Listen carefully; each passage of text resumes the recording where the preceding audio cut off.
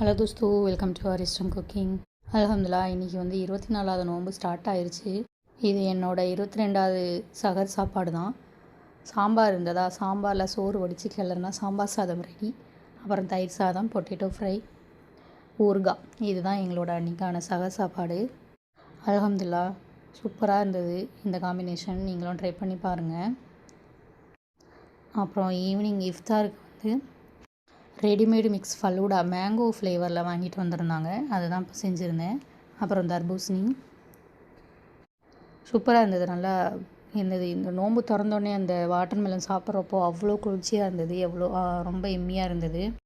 பிஸ்மி சொல்லி பேரிச்சம்பழமும் தண்ணியை வச்சு அல்ஹம்துலில்லாஹ் நோன்பு திறந்துட்டு வாட்டர் மெலன் சாப்பிட்டோம்னா அவ்வளோ குளுமையாக இருந்தது. நீங்களும் ட்ரை பண்ணி பாருங்கள்.